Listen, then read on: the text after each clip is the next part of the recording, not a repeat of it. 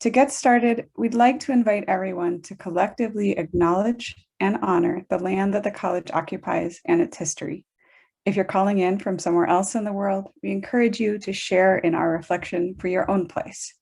We'll now share a short video from Gentle Moon DePaul of the Lenni Lenape.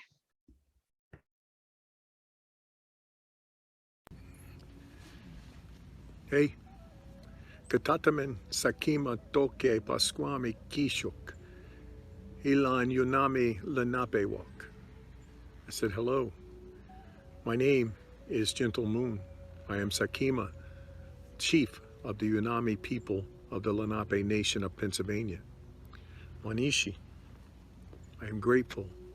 Thank you for allowing me to come speak on behalf of the ancestors, on behalf of the elders, and especially on behalf of our grandchildren's grandchildren yet to come, the next 7 generations.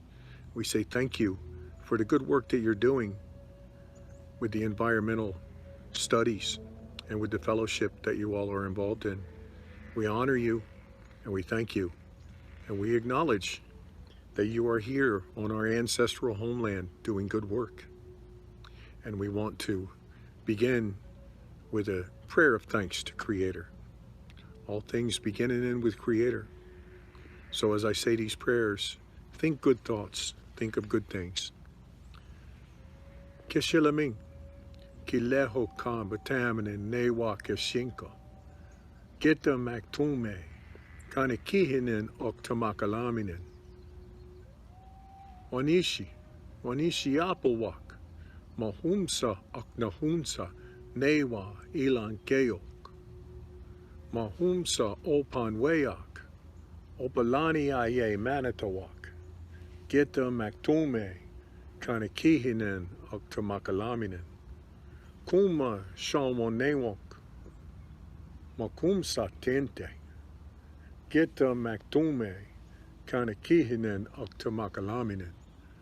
Makumsa monchonewok, petakawayayok, geta maktume, kanikihinen oktamakalaminan. Makumsa lawanewok, kunskahans, geta maktume, kanikihinen oktamakalaminan.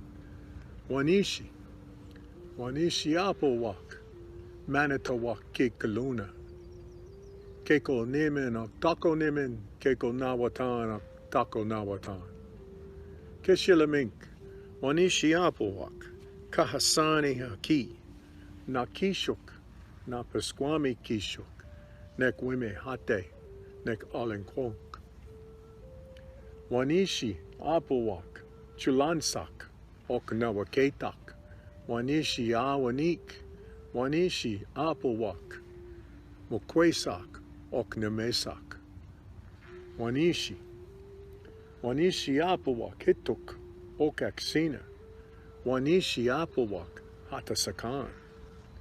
Wanishi apu lehuleakan, wanishi apelwak walike ishko. Oh, neolakamik. Creator, use breath I hear in the 4 winds. I speak humbly, help us, and pick us up and guide us.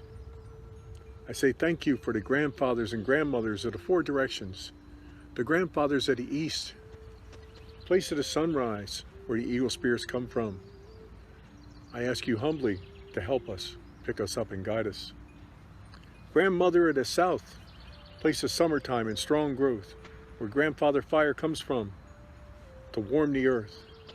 I ask you humbly to pick us up and guide us. Grandfathers of the west, place of the sunset, the fall seasons, the place where the thunder people come from. I ask you humbly, pick us up and guide us, help us.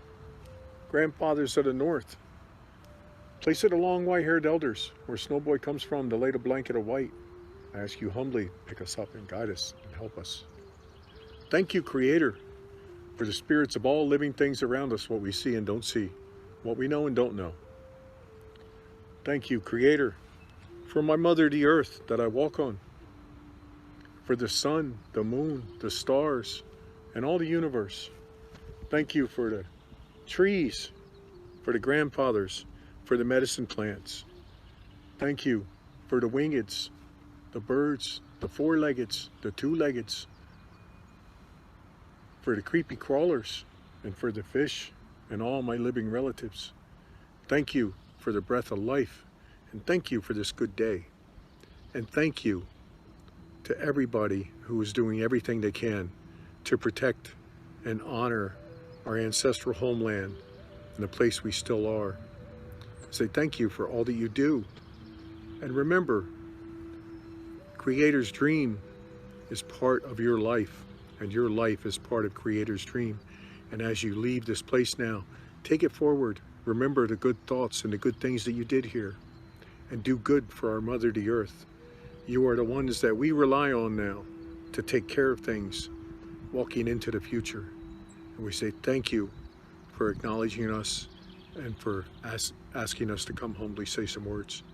And I say thank you on behalf of my people, the Lenape Nation of Pennsylvania, and on behalf of all people who care about our Mother, the Earth. Aho, Wanishi, Lapich Kinewil.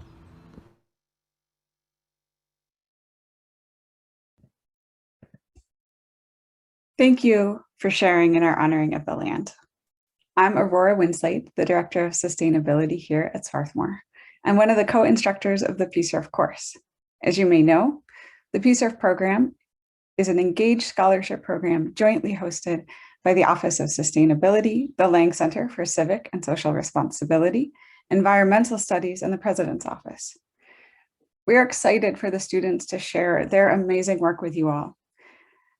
Before that begins, we're pleased to share some opening remarks from President Smith, Professor Joy Charlton, as well as our MC for today, Terrence Zhao. And now I'd like to welcome President Smith to open today's event.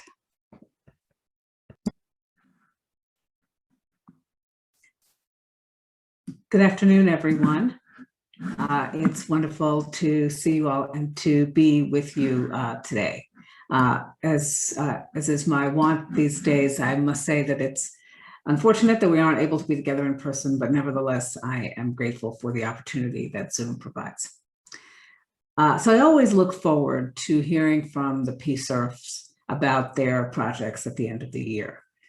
The fellows' passion and commitment for advancing our sustainability goals across all aspects of campus life is truly inspiring.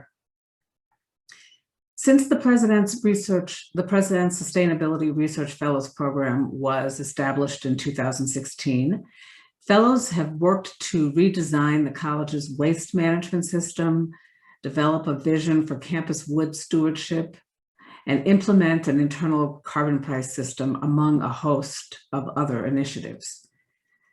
This year's cohort has been no less innovative than their predecessors. Notwithstanding the disruption sparked by the pandemic, fellows have continued to bring sustainability efforts to the forefront of campus life. I know we are all eager to hear about your projects, so please join me in thanking them for their dedication and persistence, and for truly making a difference in this community. Before I turn the program over to Joy, the next speaker, I want to thank Aurora Winslade and her team at the Office of Sustainability, Ben Berger and his colleagues at the Lang Center for Civic and Social Responsibility, and all of our colleagues in the Environmental Studies program. And please join me in a special shout out to Professor Joy Charlton, who retires this year, and to the many faculty, staff members, and alumni who act as mentors, collaborators, and supporters of the PSRF program. Thank you again, everyone. And now I'll turn it over to Joy.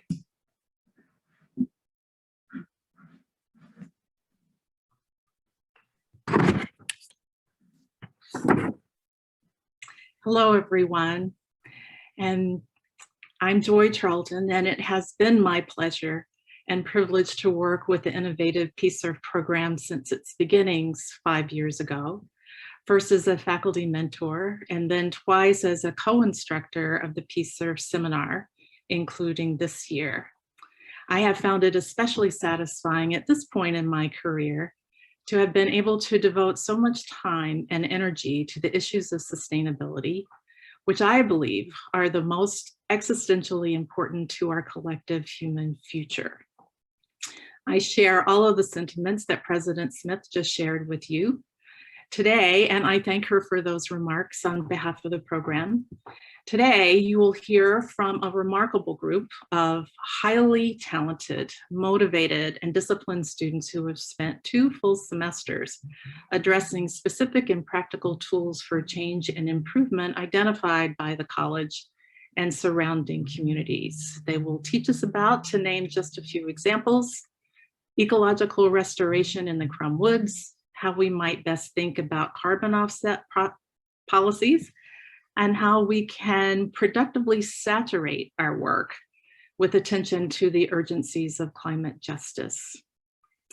These students have been actively working on practical skills and solutions to real-life practical problems, while, as you will see, they have been contextualizing their work within the larger big pictures of the topics that they consider.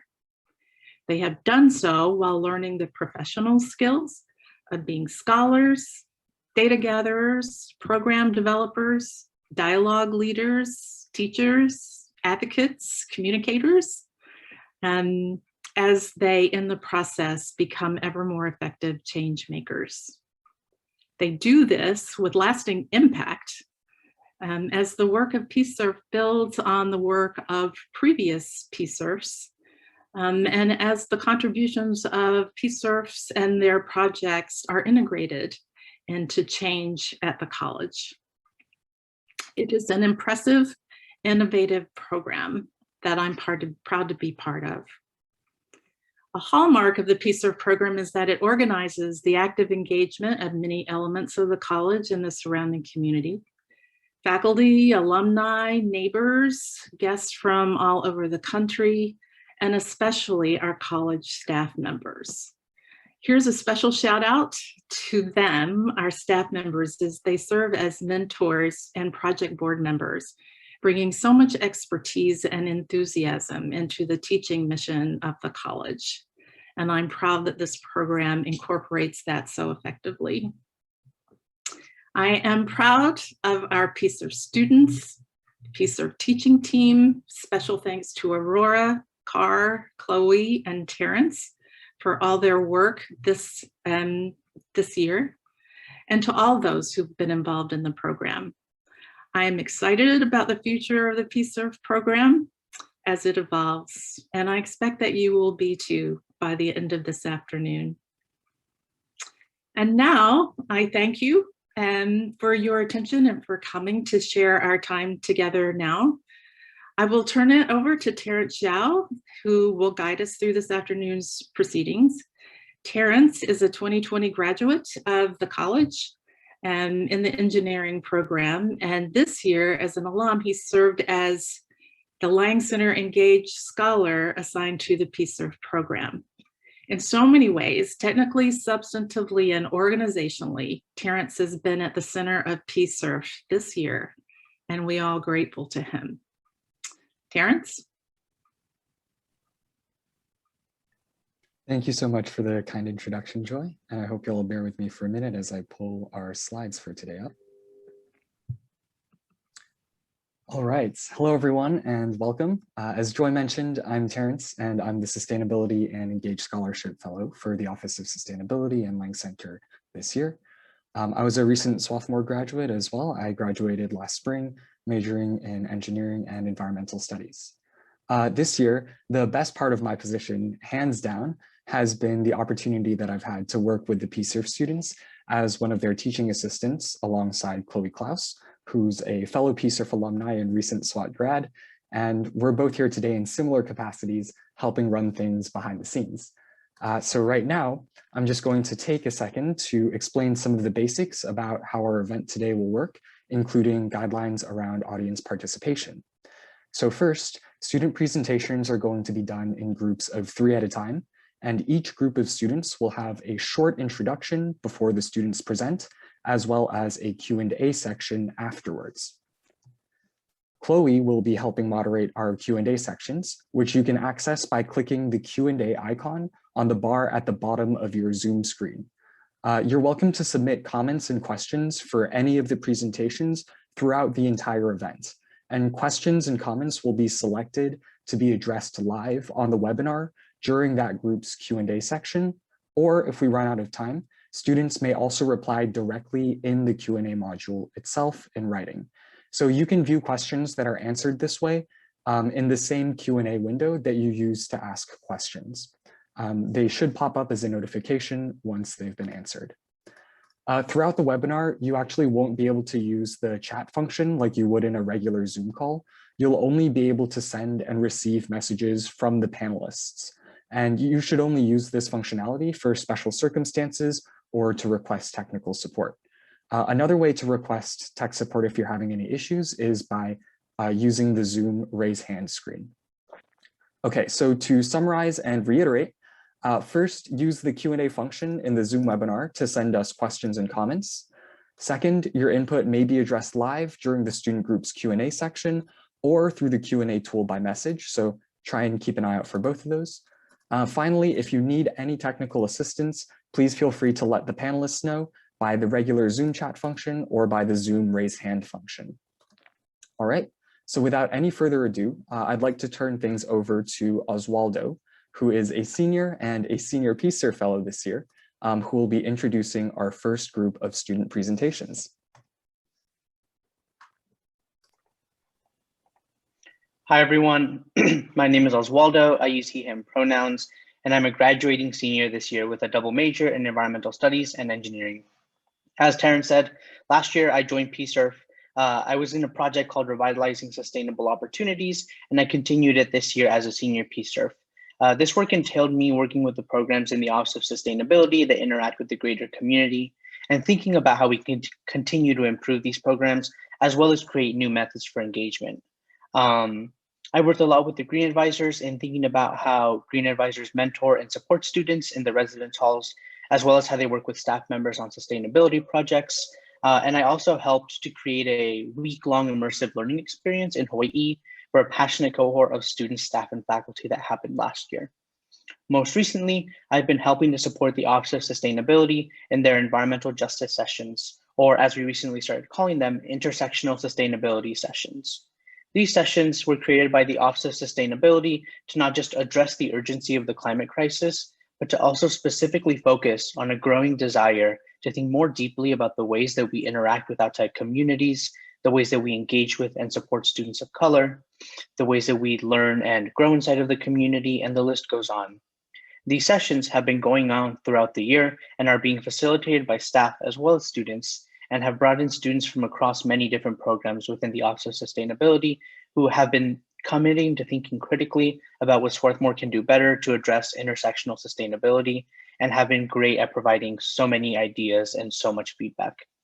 Through many ongoing discussions, we have identified several areas of necessary work, including creating new methods to increase transparency and accountability, thinking about ways in which we can continue to create inclusive and collaborative programming, working to better connect to and work with Indigenous communities, reframe our understandings around topics such as zero waste, and again, the list goes on. This has led the Office of Sustainability to begin the process of creating a list of tangible and reachable goals and metrics for work to be focused on in the coming years that address these areas. These intersectional sustainability goals are necessary in order to show our commitment to a just and sustainable future, and to make sure that the conversations that students, staff, and faculty have devoted so much time to over this year are not dropped and they're not forgotten. These goals also address a really key idea, which is that a sustainable and just community cannot exist without taking the time to address things such as environmental justice. These next set of presenters have projects focused around the idea of transforming our campus and our community. These presenters are Martin and Maya, working on climate community, Ananya, working on Chester semester, and Daniel Bolaro, working on Indigenous interconnections. I'll stop keeping you from waiting, and I'm excited to welcome in our first two PSRF presenters today, Martin and Maya, to speak to us about the project. Martin and Maya, the floor is yours. Hello, Oswaldo. Thank you so much for that wonderful introduction. My name is Martin Tomlinson, and I'm one of the Climate Community Fellows for the 2020 to 2021 school year. Hi, my name is Maya Tipton, and I'm also a Climate Community Fellow this year. We also worked with senior PSRF Declan Murphy, but he's not here to present with us today. So we understand that concern about the climate crisis is a major factor in students and the Swarthmore community's thoughts about the future, and many of us have already felt its impacts. The crisis is a defining issue of our generation, and it's inseparable from many other social justice issues.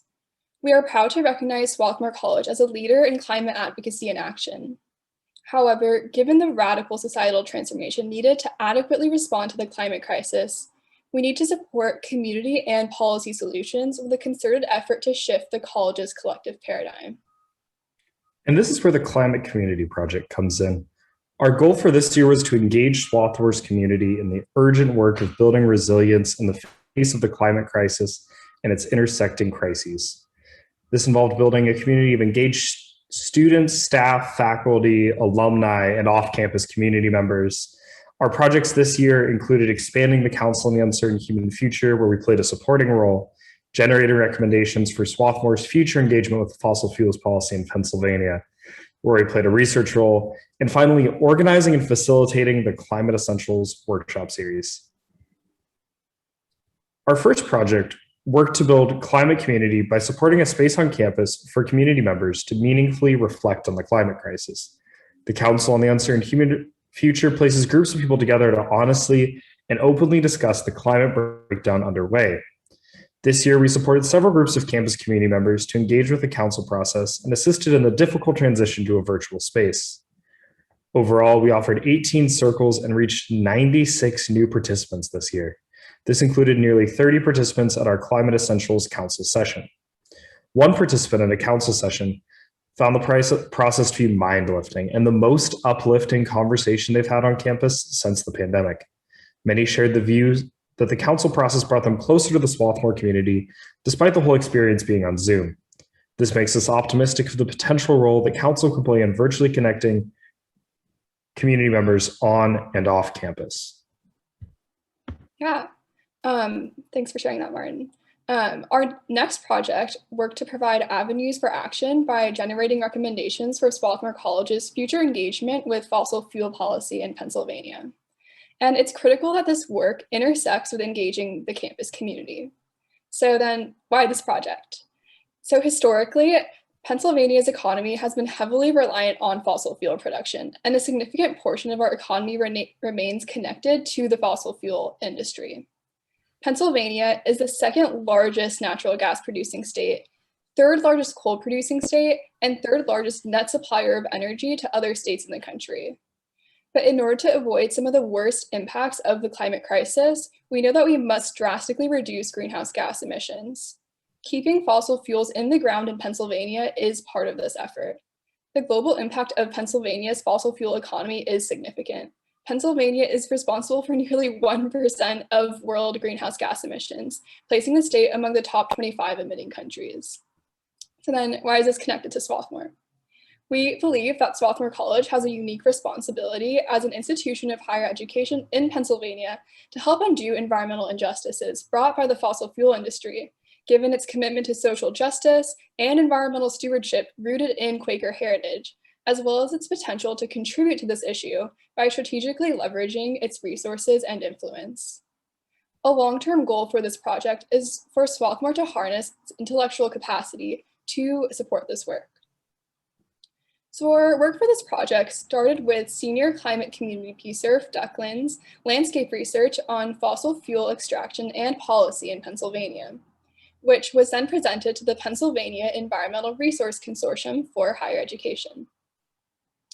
Following Declan's landscape assessment, I conducted focused research on the natural gas and fracking industry, which poses a serious threat to public health and the environment due to its extraction methods.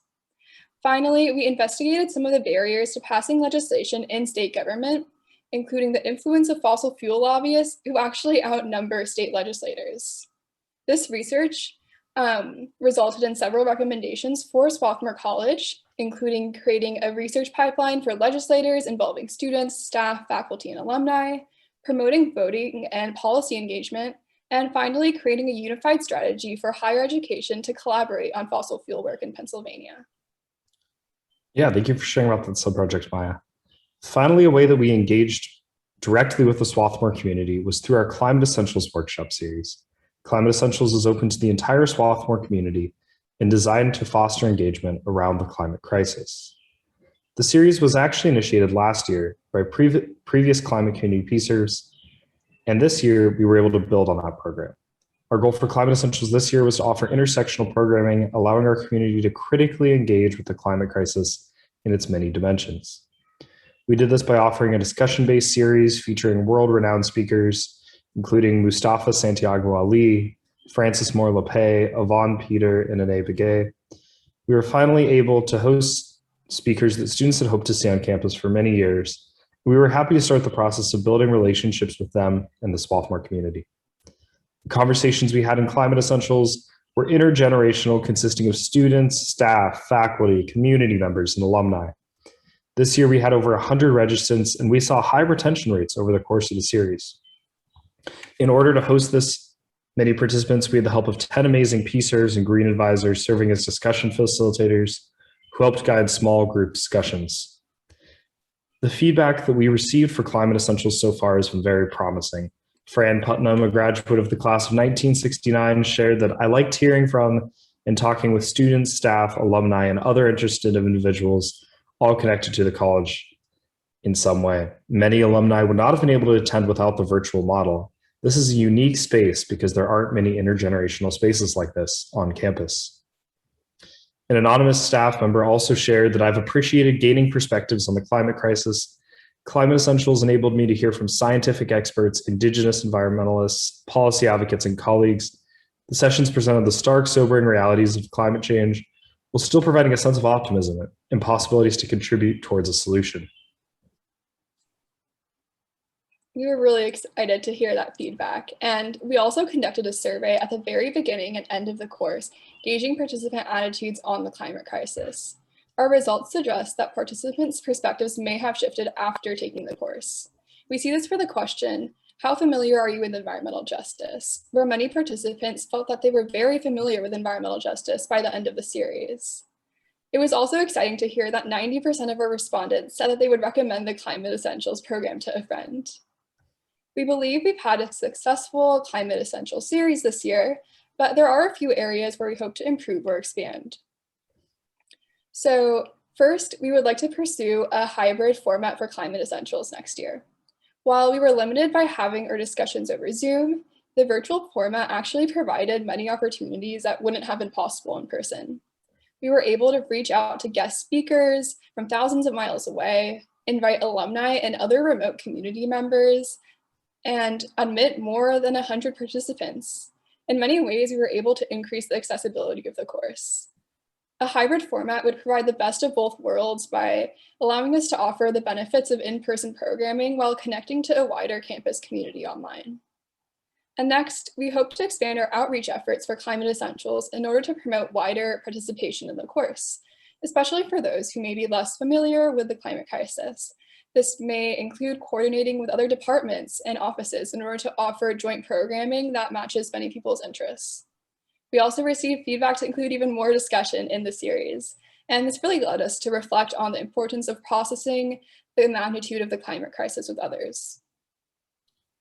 Throughout the virtual year, we were able to connect to a wide group of people. The connections we've made and the actions we've been able to accomplish have changed our conception of the Swarthmore College community. The virtual year allowed us to engage with people that we would have never been able to reach otherwise. This complicated year has changed our perspective of who the Swarthmore College community could be. This year, we also learned how much time, people, and effort it takes to run a project like this and develop programs like Climate Essentials.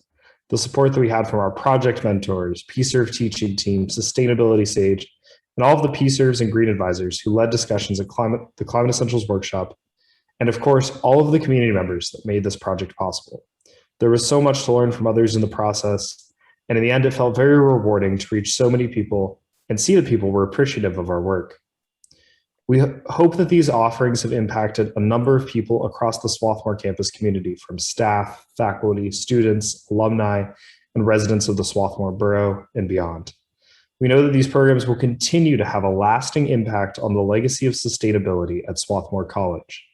And finally, we are extremely thankful for all the people on this slide who have helped guide our work and all of the community members who have built up this project to be what it is today by participating in our programming.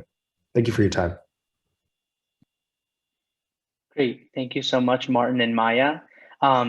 Just a reminder to everyone that we will be doing questions at the end of this set. But if you have any questions for Martin and Maya, feel free to use the Q&A feature right now to start asking your questions and start putting them in preparation for the Q&A. But we're going to keep going and introduce the next speaker, which is Ananya.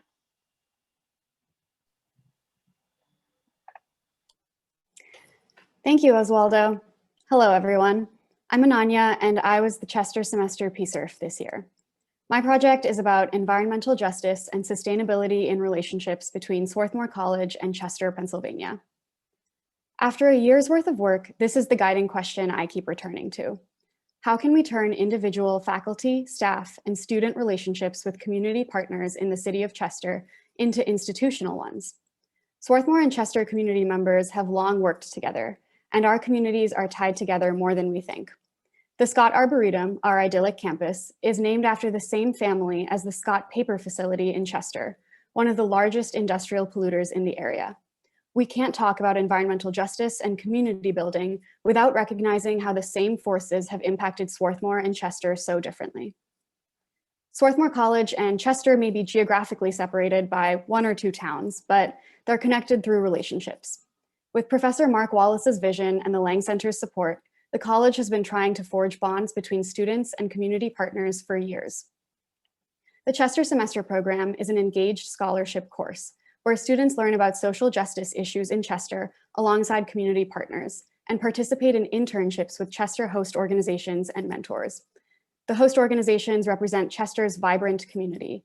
They focus on education, justice, the arts, and urban gardening, among many other things. The purpose of my project was to facilitate the integration of environmental justice into college community engagement programs and identify opportunities for program improvement in order to best serve Swarthmore students and Chester community partners.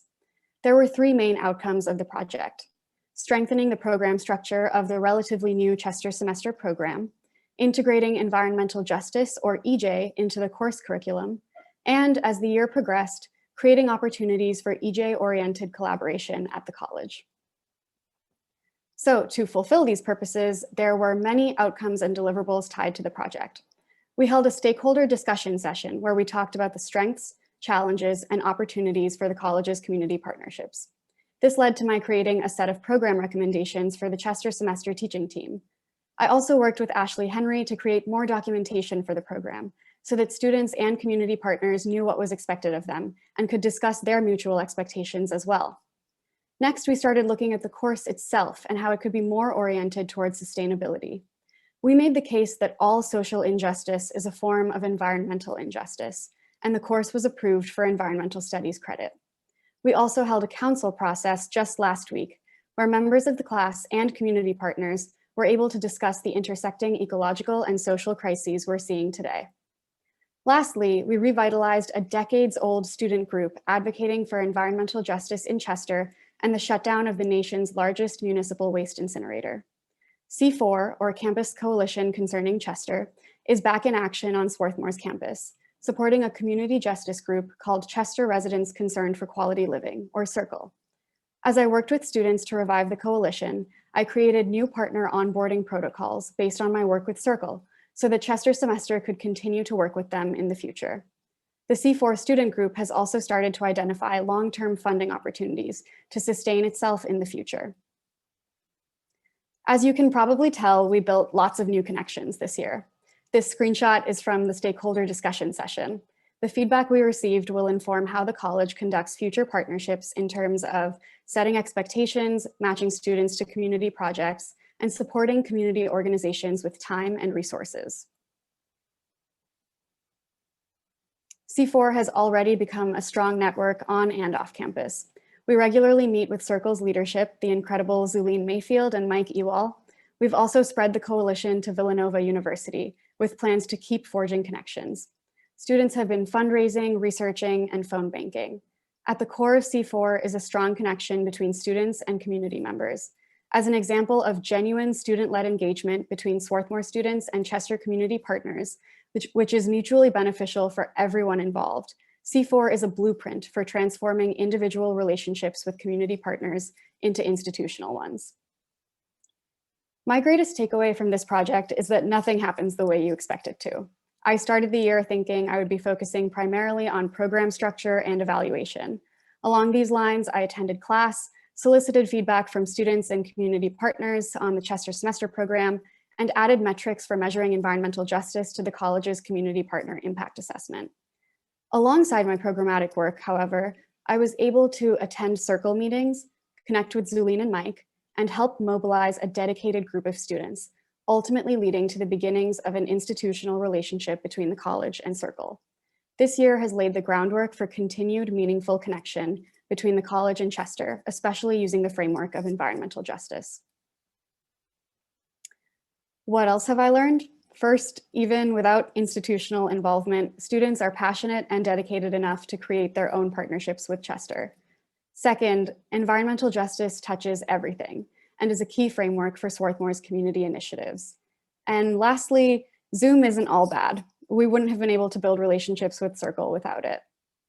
Thank you so much for your time, and a huge thank you to the people listed here, my mentor, Mark Wallace, Ashley and Jen on the Chester semester teaching team, my project board professors, Circle, my sustainability sage, Ben, and my amazing peers in PSRF and C4. Thank you. Great. Again, thank you so much, Ananya, for all the work that you did and all the work that you did on this project.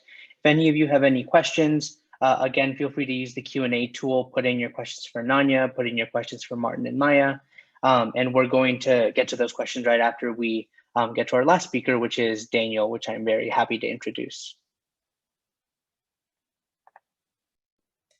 Thank you, Oswaldo, and thank you everyone present here today. Today, I'll be presenting on my project called Indigenous Interconnection, a project I'd like to describe as a process of reconnecting, recensoring, and reconceptualizing. But before I begin to elaborate on my project, I'd like to first situate myself within this space by telling you a short and personal story.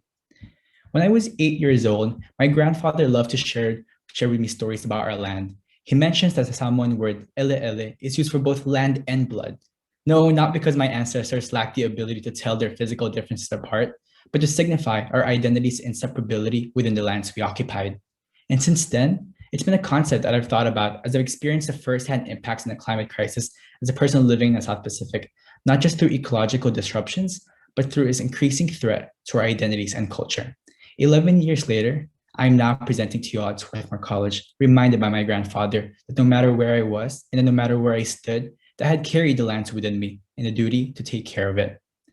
My name is Daniel Torres Balaro. I'm a second-year student from American Samoa, majoring in environmental governance and policy. And today I'll be speaking to you about my PSRF project, Indigenous Interconnections. When we talk about the climate crisis, who do we forget? Oftentimes, we forget the fact that Indigenous people are disproportionately affected by the climate crisis. What does this mean? It means forgetting the stories of Indigenous resilience, adaptation informed by ancestral wisdom, and the communal love that comes within the process. Forgetting these stories not only inadvertently reinforces the vulnerability of these marginalized groups, but we're also disregarding the values of Indigenous ways of knowing in not just our climate mitigation and adaptation policies, but also in the ways that we can collectively begin to heal and repair relationships. And so this is where my project comes into play.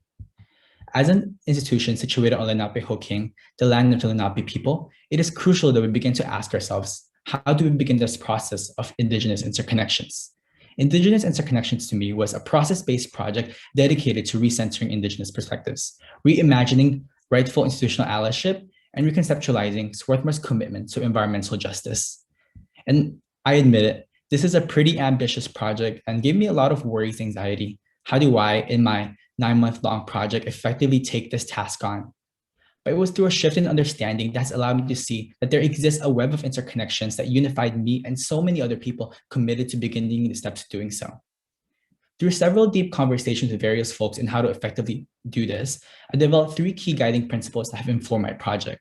First is the idea of reconnecting, especially in this time of divide. Next is the idea of recentering Indigenous ways of knowing and their voices. And lastly was a look towards the future. How can we begin to collectively reconceptualize for our uncertain future? Through my many conversations with various folks, I picked up a quote from Matt Lynch, who was part of a Hawaiian delegation that visited Swarthmore a couple semesters back, who helped me shift this understanding. And it was that system change truly starts with the people work. And so this is when I began to understand and to underscore the importance of relationships, which has informed the 3 major outcomes of my project. Now, I'm very proud of what I was able to accomplish across these 9 months. I was able to build relationships with Indigenous community members, help in the process of welcoming a new Indigenous faculty member, and lastly, conduct visioning exercises to understand how Indigenous interconnections can look like here at Swarthmore. So first, let's talk about my first outcome. It was important to me that I was both intentional in building relationships with Indigenous community members, both in and outside of Swarthmore. I was able to have great conversations with current Swarthmore Indigenous Student Association members and alumni. This included Sierra Mondragon, who really underscored the importance of Indigenous representation to her as a student. It was through conversations with Adam DePaul, the tribal council member of the Lenape Nation of Pennsylvania, who helped me really think about the idea of respect and the intentionality required in inviting Indigenous communities to the table. Daisy Purdy, who I was able to work with in decolonizing frameworks often found in the environmental justice conversations, and Vicente Diaz at the University of Minnesota, who was important in helping me understand my own role and my own identity in navigating this project. And so these are just a few of the folks I was able to have deep conversations with, but it's my hope that we continue to build these relationships and continue doing this work. Next, let's talk about my second major outcome. Last summer, the Environmental Studies Committee posted a new faculty tenure track position for a scholar focused in environmental humanities with a focus on Native American Indigenous studies. And I was able to help out in various ways.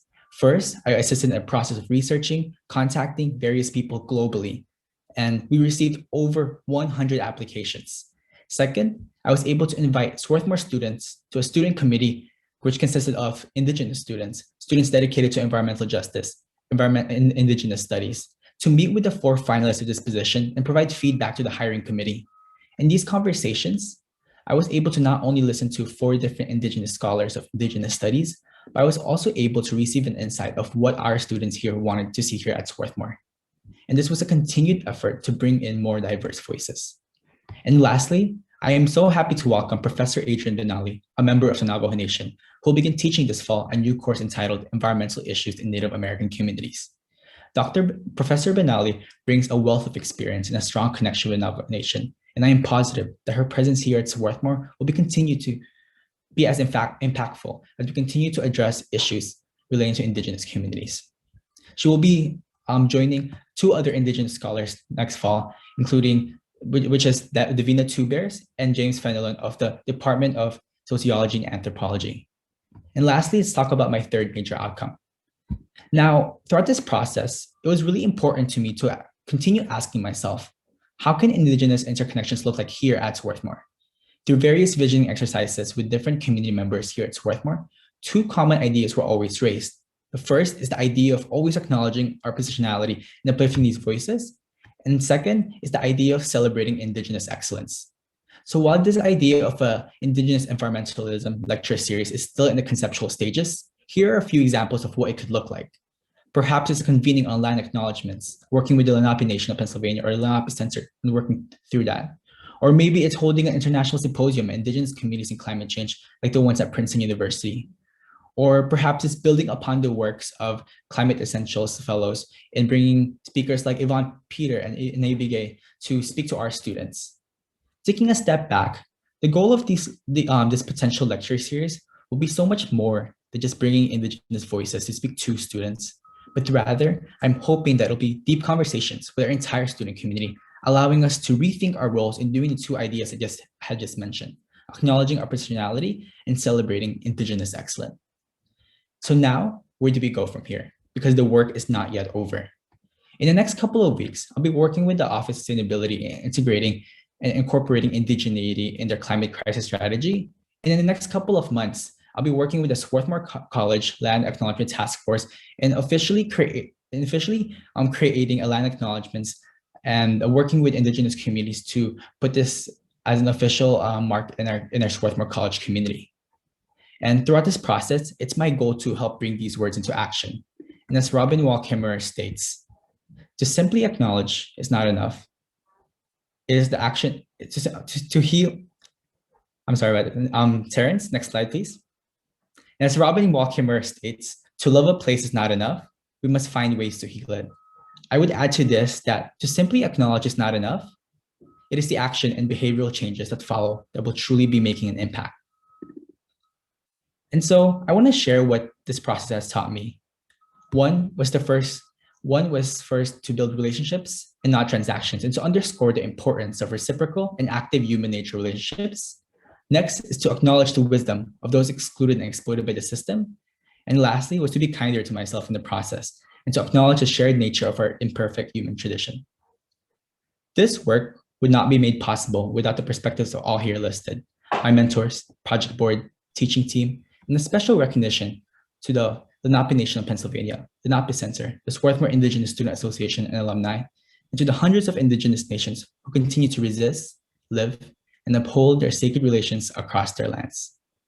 And as we continue to listen to other projects, I invite you all to begin thinking throughout today and later, how can I begin the process of Indigenous interconnections? Thank you. Great. Thank you so much, Daniel. I invite you guys all to take a deep breath and think back to all the 4 people who just presented. And as you start putting more questions into the question and answer panel, I am going to invite Chloe to facilitate this next round of question and answer.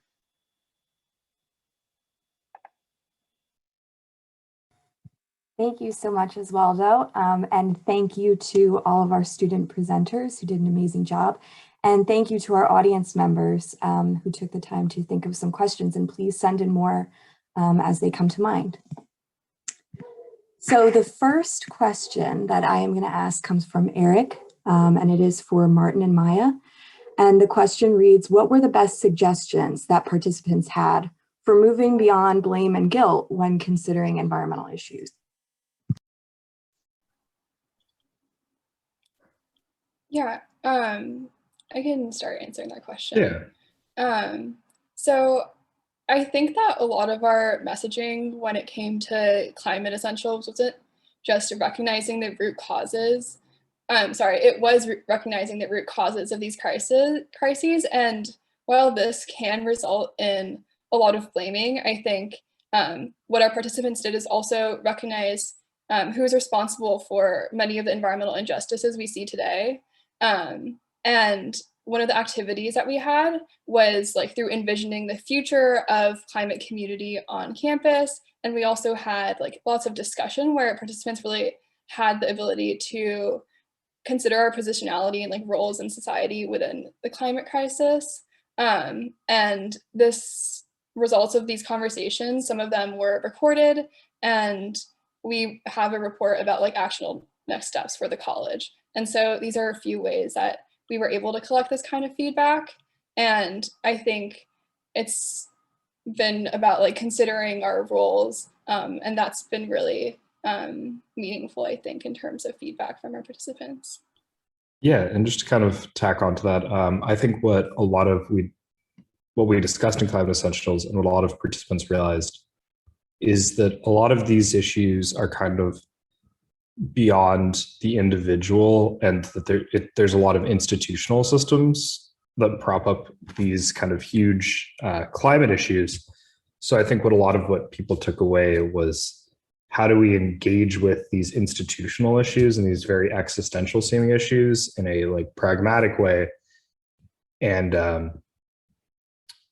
maybe that can help us kind of move beyond this idea of like individual blame and guilt, kind of towards blaming and forcing kind of, these large institutions to hold themselves accountable. All right, thank you so much.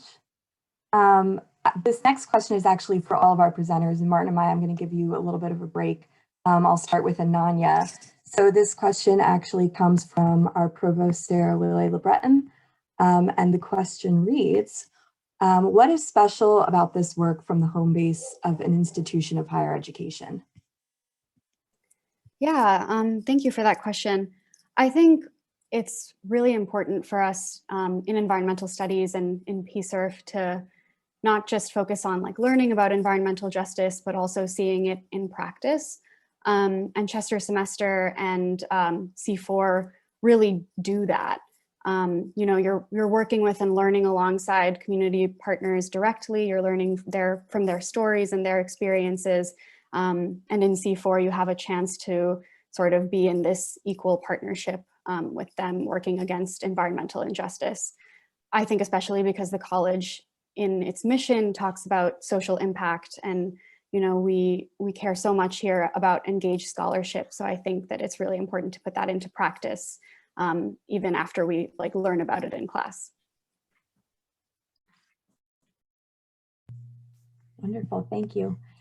So Daniel, I will turn the question over to you now. What is special about your work from the home base of an institution of higher education? Yeah, thanks Ananya for sharing that. Just to quote David Orr real quick, he says that all education is environmental education. And so I truly believe in that. And so I think, you know, specifically doing this type of environmental justice and sustainability work on our campus is especially important because, you know, we have such leverage and like a position to understand our influence on students' futures, right? And how do we begin to, and a lot of my, and a lot of the thinking that went on in my project was how do we effectively conceptualize our resources and our knowledges to help Indigenous communities, right? And so I think just going back to this idea of really using our roles to help and assist Indigenous communities in however capacity they would like to. Yeah. Wonderful, and I'll turn it back to you, Martin and Maya, to answer that question. What is special and important about doing this work from the home base of your institution? Yeah, I think our work is really centered around the home base of Swarthmore. But I also think it was so important because there really is a lot of power and a lot of, you know, kind of ability to enact change that both Swarthmore holds as an institution and a lot of the individuals at Swarthmore hold either now or will hold, you know, when they graduate. So it's kind of, it's how do we really kind of like critically engage these people with these very large issues and questions, and then also like, you know, kind of developing these strategies to make sure that this is something that people are kind of thinking about and acting on throughout their lives. But I think working from the home base of Swarthmore really give us kind of this like institutional leverage point to kind of really enact positive change. I don't know if you have anything to add, Maya. Yeah, sure. This question reminds me of one of the projects that we worked on, which was generating recommendations for Swarthmore College's future engagement with fossil fuel policy in Pennsylvania. And our long-term goal for that project is to really harness Swarthmore College's intellectual capacity to support policy solutions that would support a just transition in Pennsylvania. And I think there's so much that Swarthmore can do in terms of connecting to students, faculty, staff, alumni, to create a research pipeline and connect with other institutions of higher education in Pennsylvania to really support these awesome like policy that is necessary to move away from fossil fuels. And it just makes me really hopeful being in Swarthmore to hopefully be able to do that in the future. So yeah. Wonderful. Thank you so much, everyone, for your questions. And thank you, students, for these wonderful presentations and for your kind answers to our audience. So I know that there are lots of questions left in the chat, and students will be able to see those and actually type their answers in. So don't worry, we're going to make sure that all of your questions get answered for you. And with that, I am going to be handing things over to Elizabeth Drake for our next set of presentations. Thank you. Thanks so much, Chloe. Hi, everyone. My name is Elizabeth Drake, and I serve as the Climate Action Manager in the Office of Sustainability here at the college. I'm excited to introduce our next group of presenters whose projects this year were focused on climate, energy, and carbon. This year has been a really exciting year for climate action at the college. Our carbon charge program, now in its 5th year, has continued to model carbon pricing as a tool for climate action while supporting emissions reduction work on campus. We've also made huge strides towards our commitment to achieving carbon neutrality no later than 2035, a commitment that requires us to eliminate or offset all of our campus greenhouse gas emissions in the next 14 years. For the past few years, stakeholders from across the college have been working incredibly hard to chart a path to carbon neutrality for campus operations, ultimately producing a plan called the Roadmap to Zero Carbon, which outlines how we can decarbonize our campus infrastructure. In February, this plan was formally approved by the Board of Managers, which is truly a momentous occasion in the history of the college, as we now embark on this journey of making the plan a reality over the next 14 years by transitioning away from fossil fuel combustion over to geo-exchange and renewable electricity as a means of providing campus heating and cooling. Progress has already started on the implementation of this plan. For anyone that's been on campus this spring, you've seen the construction of the new dining hall, the basement of which will house the central geo-exchange plant, a core element in our carbon neutrality journey. In addition to being the site of the geo-exchange plant, the new dining hall is also a leading example of sustainable building. We're pursuing Living Building Challenge PETAL certification for the building, which is a robust standard that integrates sustainability into almost every decision throughout the design and construction process for the project. As we implement this plan, there are all sorts of related questions that arise about how we will truly achieve a carbon neutral campus. For example, how should we manage campus square footage to align with our goals? How will we achieve deep energy efficiency in all of our existing campus buildings? And what role should carbon offsets play in achieving carbon neutrality? These are some of the questions that our PSRF students tackled this year in their projects, which you'll hear more about in this next round of speakers, Alex, Chris, and Olivia, who I've had the privilege of working with this year. To kick things off, I'd like to introduce Alex Flowers, class of 2021, whose project focused on sustainable space management. With that, I'll turn it over to Alex. Thanks, Elizabeth. Hi, everyone. My name is Alex Flowers. I am a senior studying statistics and Spanish. I use he, him pronouns. And this year, I had the pleasure of studying and working on sustainable space management. This project started out with a couple observations. The first was that Swarthmore and many other colleges seem to be adding lots of new space, prompting us to ask how we know we are making the best use of what we have. And second, Swarthmore has a database of our building inventory that we wanted to put to better use to understand exactly that. We turned these observations into a research question. Specifically, we asked, how can we take a data-informed approach to making the best use of the space we have in order to minimize new space growth? But first, why does this matter from a sustainability lens? It's because how much space we have and add matters. Buildings make up 40% of global carbon emissions, the single largest category. These come from both the operation of the building through heating, cooling, and electricity usage, and through upfront carbon emissions that occur during the manufacturing and construction process. This means that reducing the global building-related carbon footprint is essential and urgent work. Fortunately, Swarthmore has recognized this, and as we are seeing today, is leading the way with a ton of great efforts on energy efficiency and renewable energy sourcing that will get us to net zero carbon by 2035. But at the same time, and in the broader context, campus footprints keep growing. It's said that the greenest building is the one that already exists. This is because any new space we add still emits carbon during the manufacturing and construction process. It's financially expensive and then requires ongoing maintenance and upkeep throughout the lifespan of the building. This chart shows national space growth in yellow and enrollment growth in blue. And as we can see, the national trend in higher education is that the rate of campus growth continues to increase, even as enrollment growth has declined. And while this trend has not been as strong as Swarthmore, as we finish up and continue new construction like Singer Hall, the Dining Commons, and other efforts, it is imperative that we steward our spaces as the important resources they are and make best use of what we have. So, sustainable space management is then a strategy that complements the efficiency and carbon saving work we do. What then did I do in this project? Well, through research, data analysis, and dialogue with stakeholders on campus and experts off campus, I was able to learn about how we can measure and quantify our space and identified best practices for managing space as that valuable resource. We started with the data. Specifically, I took Swarthmore's 60+ building data sets and aggregated these to one spreadsheet, having lots of fun with Excel and Access along the way, from which we could conduct a variety of analyses. For instance, as seen here, we were able to get overviews of how much space Swarthmore has in terms of area. We could also do things like pull lists of classrooms or offices. And we can also compare how much space we have with other colleges. Here we see that Swarthmore has the second most space per student among a group of 9 small liberal arts peers, suggesting that we do have quite a bit to work with. And broadly, I found that this kind of building data is a great foundation for decision making. It's also only one type of space data available, and so it can complement and integrate with other information, from other sources like HVAC systems, SWAT Central, classroom scheduling data, and more. But I quickly learned that making best use of space and minimizing new space growth is about a lot more than just knowing how much we have.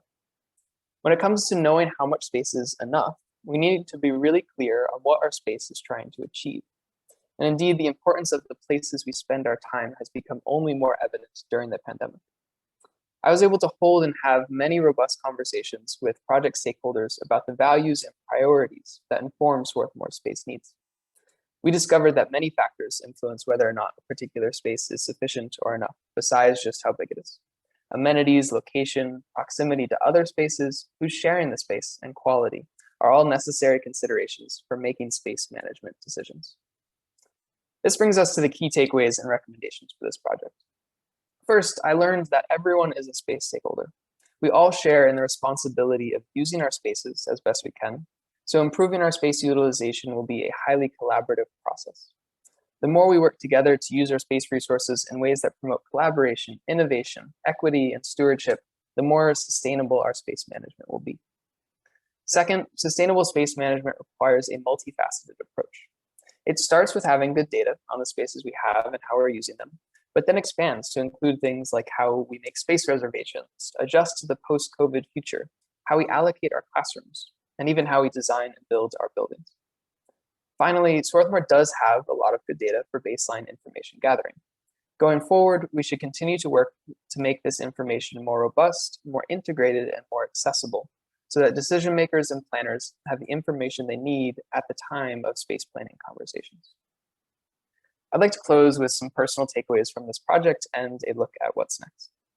As an analyst, I got to learn the great lesson that in the real world, data is messy, and mapping data to our experience with space was then a fantastic challenge. And this meant learning that change starts with the questions. And by leaning into them, we were able to advance our understanding of what the big, complex, and often implicit process of space management and utilization actually involves. I got to see firsthand the incredible work our facilities and capital planning folks do to help make Swarthmore the wonderful community space and place that it is.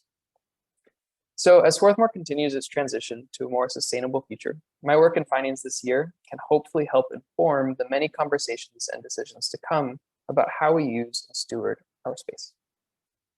Finally, a huge thank you to all of the folks I had the privilege to work with this year, to my project mentor, Roger Wolfson, my entire project board, my sustainability stage, Ethan Landis, my fellow PSRFs, and many more.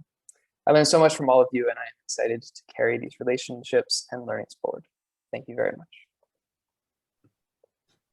Thank you so much, Alex. And as a reminder for everyone, please feel free to go ahead and start dropping questions for Alex in the Q&A, and we'll get to those after we finish this group of students. Next up, I would like to introduce Chris Stone, class of 2023, whose project focused on energy efficiency. Hi, everyone. Thanks for joining us today. My name is Chris. I also go by Pixel. My pronouns are he, they, and I'm a sophomore studying engineering and environmental studies. I'll be presenting on my PSRF project this year, which has been focused on energy efficiency strategy at the college. How often do you think about what keeps the lights on in the room that you're in? Where does that energy come from? And who designed the lights so that they work at all? These are the kinds of questions that are always on my mind because most of the environment that I grew up in around New York City was built. And I can assure you that being from the city does not mean that everything is fancy and new. My high school building was a refurbished factory. It barely had any windows, regularly flooded, and did little to protect us from the fumes of the airport we were across from. You can bet that this impacted how I felt about the place that was supposed to be the center of my learning and growth. I think of buildings in the ways that they hold stories of a place and of people, and we have a tendency to judge buildings by their cover, rarely taking time to look at what happens behind the scenes. You see, you can have a very efficient building operate on a system that heavily exploits natural resources or perpetuates the marginalization of communities from being seen and heard. And that's why we found ourselves in the crux of the climate crisis and of climate injustice, with about 40% of carbon emissions globally coming from buildings, more than any other sector. At Swarthmore, this figure looks more like 70%. So what can we do to bring that 70% to zero? Well, I'd encourage you the next time that you get the chance to thank the dedicated facilities and capital planning managers who maintain the campus so it can be what it is today, a place that students can call home. These are the people who have risen up to the challenge, knowing we can do better to not only operate more efficiently, but more sustainably too. That's why Swarthmore has been developing the Roadmap to Zero energy plan, which, sorry, Terrence, I can't see the slides. Sorry, Roadmap to Zero energy plan, which proposes a pathway to carbon neutrality for electricity and natural gas on campus. For my project, we specifically focused on transitioning to sustainable energy systems that would bring our buildings to zero carbon emissions. Though, as much as we might like, trying to go zero carbon isn't something that can be done in a wave of a wand. So how exactly do we have these conversations as a community to meet this commitment for our buildings? This is where my project work began, at the drawing table. Led by Dallas Scott, co-founder and principal of Trust, we conducted interviews with each and every core stakeholder to hear their thoughts on the current state of Swarthmore's operations around its sustainable use of energy and understanding individuals' desired outcomes for the years ahead. We organized those thoughts into goals, strategies, actions, and tasks on Jamboard, which you can see on the right, and we reflected on a spectrum, asking ourselves over and over again why we were doing things and how we were going to accomplish them in order to hold ourselves accountable to our overall energy plan commitment. It was a creative approach to showcasing how different ideas related to each other and set the tone for our shared understanding in this work. After hearing everyone's thoughts, I picked up this work in facilitating directed and engaged discussions about our vision for a sustainable college, as well as where we needed the help of a consultant in forming a strategy to meet that vision. This was supplemented with an internal assessment of our current building standards to see if they really meet the targets necessary to make our campus operations sustainable. From there, we reached out to consultants who had experience with working with Swarthmore's building development projects to ask them for their professional expertise. Speaking to David and Chris from Greener U and Brad from BBA, we received feedback on the specific steps and feasibility of integrating our individual building energy efficiency goals and understanding how these conversations tie into the larger energy plan in a way that few other colleges have even attempted. Now, where does this all lead us? Well, in February, the energy plan was finally approved by the Board of Managers, which is pretty sweet. This work served to set the groundworks for that bigger picture and will continue under the deliberations of the newly formed steering committee of the energy plan. I want to leave you all by talking about what I'm coming away with from this project. As you can tell, this work was really centered on communication. To confront paralysis by analysis, we needed to hold space to hear one another out and focus on just taking one step at a time.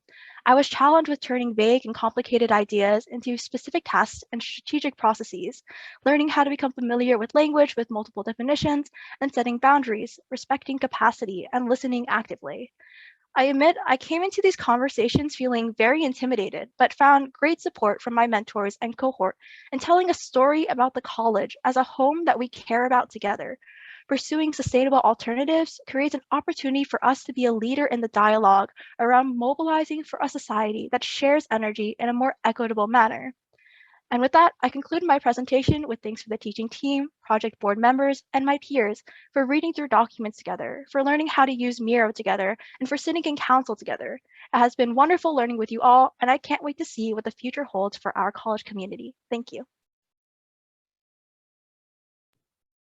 Thank you so much, Chris. Next up, to close out this group of presentations, we have Olivia Stotzer, class of 23, whose project focused on carbon offsets.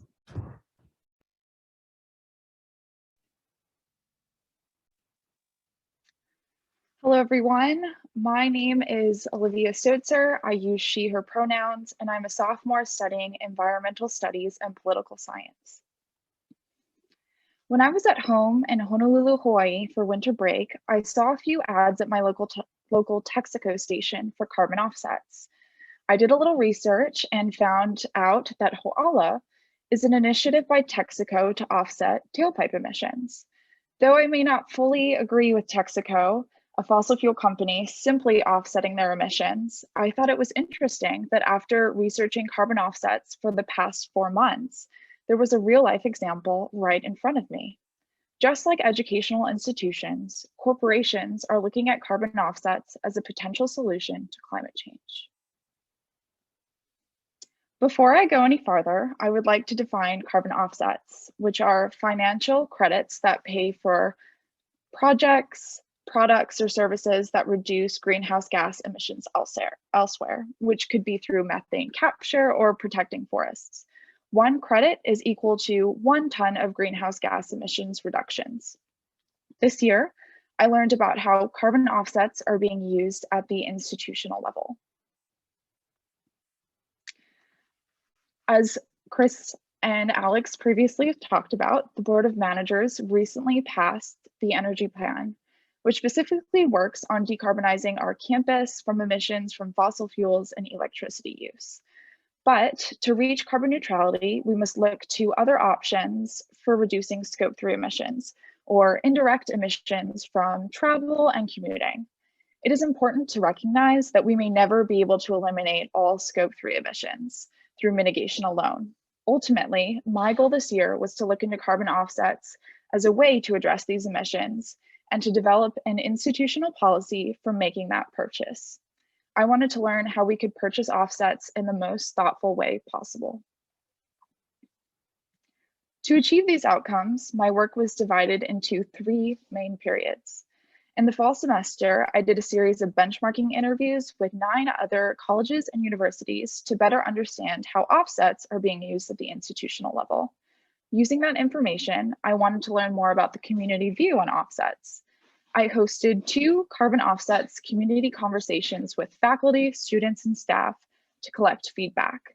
The first on possible criteria and preferences, and the second on decision-making and governments. As mentioned in the previous slide, I conducted benchmarking interviews with 9 colleges and universities. I focused on institutions that were already carbon neutral or had a known carbon offsets program. I wanted to learn about the decision-making process, the stakeholders involved, the funding sources, and community engagement at these schools. Every institution took a different approach to buying offsets. However, the overall trend I saw was that for schools that are currently carbon neutral, carbon offsets are a necessity and are actually the tool that got them to carbon neutrality in the first place. So using this information, I wanted to better understand what carbon offsets may look like at Swarthmore. The first carbon offsets community conversation event looked to create a set of preferences and criteria for the types of offsets Swarthmore should buy, which you can see on the slide now. The overall trend was that participants felt that if Swarthmore purchased these offsets, then the project should have as many additional benefits and positive impacts as possible. Participants wanted the opportunity to really connect with these projects through educational or research opportunities. This criteria would be used to select projects. At the second event, I presented a criteria and governance structure based on past feedback. As you can see on the slide, there is a large emphasis on community engagement, specifically through the process of voting on offset projects to purchase. Though this is an oversimplified version, this governance structure works to ensure that only quality offsets are being considered and that there is constant community engagement throughout the process. It was really exciting to share these documents with participants and to get some great feedback and new ideas. I plan to continue revising both documents next year and to start thinking more about possible implementation.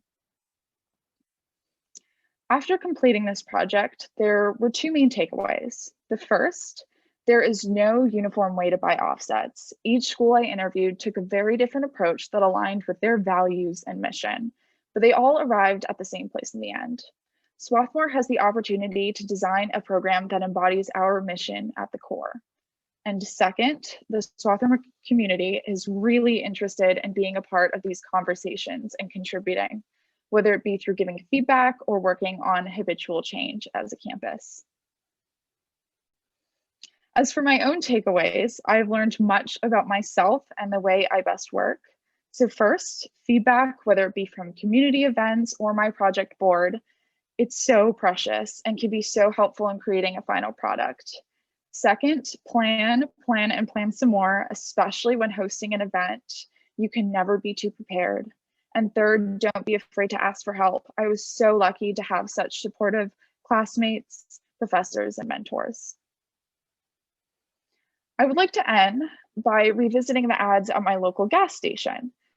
As mentioned before, this initiative is called COLLE, which roughly translates from Hawaiian to awaken, to renew, and to rise up.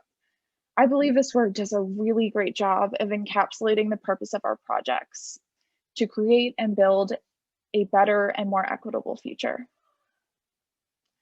I would like to conclude with some very important thank yous to all who have made this project a success. I truly appreciate your help.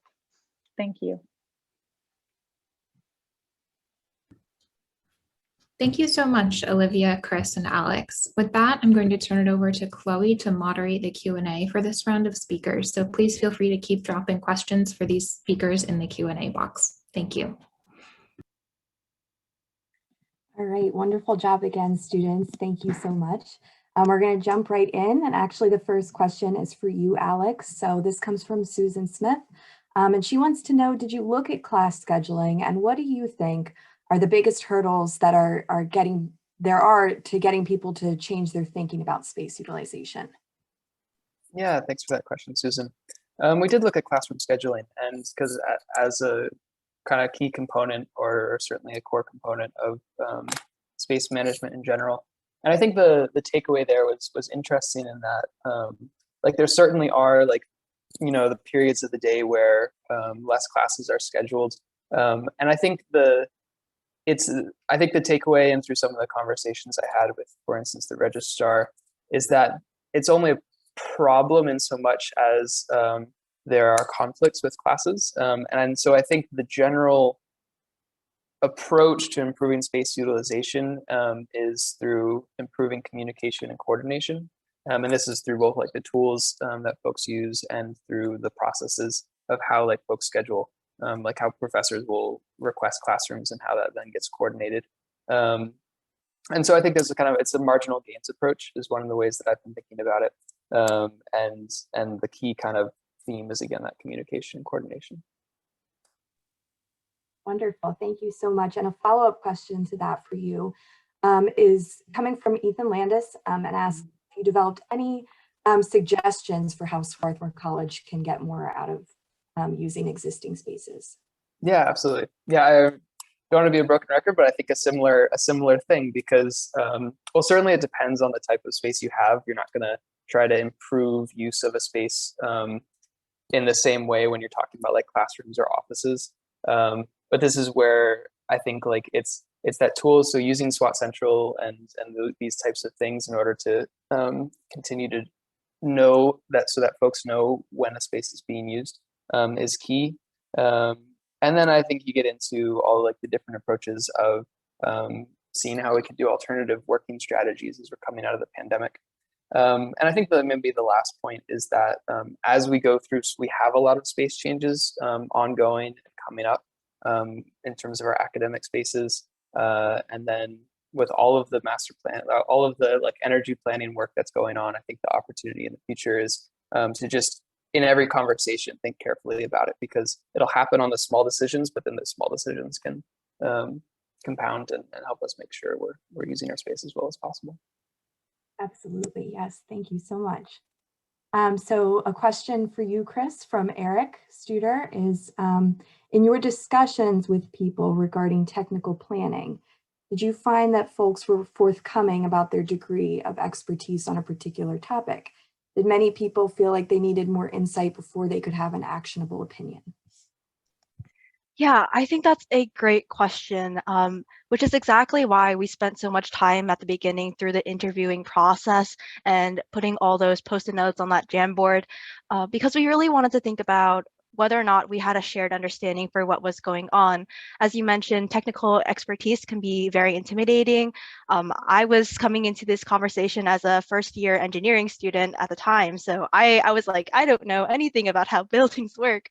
But over time, like we slowly did research together. We had conversations of like, okay, like these people from facilities, they're really focused on these aspects. Let's take some time to reflect on what that means to us.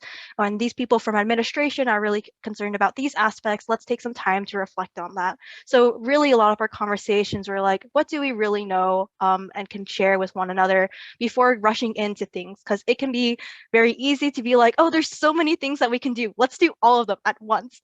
And that leads to a lot of complications when other people can't keep up. So as I mentioned, just trying to take things slowly and learning from one another. And it was a delightful experience for me, especially since like this has influenced me a lot to want to continue to work in this kind of field. So I truly believe that we can continue to expand our energy conversations and sustainability conversations and inspire other students to really get involved in this kind of work too, despite it might seem very technical at first, but there's a lot that we can share otherwise.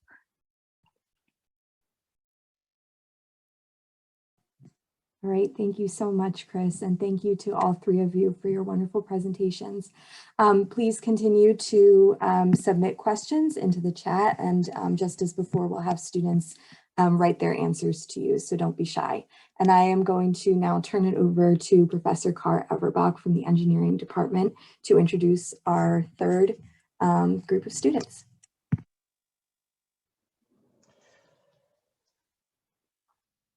Hello, everybody. My name is Carr Everbach.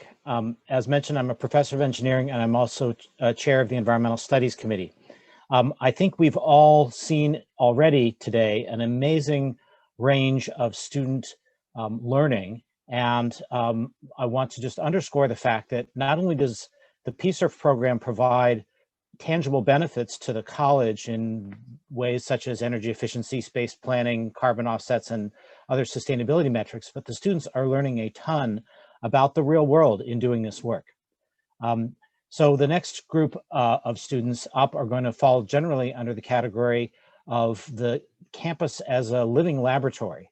And in particular, we're going to hear from three students. The first on international climate engagement, just a comment on that. The UNFCCC that has an annual climate meeting called COP, the Committee on the Parties, Swarthmore College has sent a delegation every year since 2013, but the last two have been interrupted due to COVID worldwide. But there's one planned in the fall, and Alfie Muhammad will tell you a little bit more about that, about our plans for that, and also about generally about how to move forward in bringing information about international climate engagement to the faculty and students and staff back at Swarthmore. Colin Donahue will be speaking about sustainability and the curriculum in particular. Daniel Bellaro mentioned earlier that we have that the Environmental Studies program has a new incoming faculty member, Adrian Benali, an Indigenous environmental humanities professor. And so we're taking the opportunity, and with Colin's help, to think holistically about how sustainability is represented in our curriculum, not only in environmental studies, but across the curriculum. And finally, Chelsea Semper will be talking about the Crum Woods and efforts that have been made over the years, but especially during her time as a PSRF and going forward. So let's start with Alfie on international climate engagement. Alfie, take it away.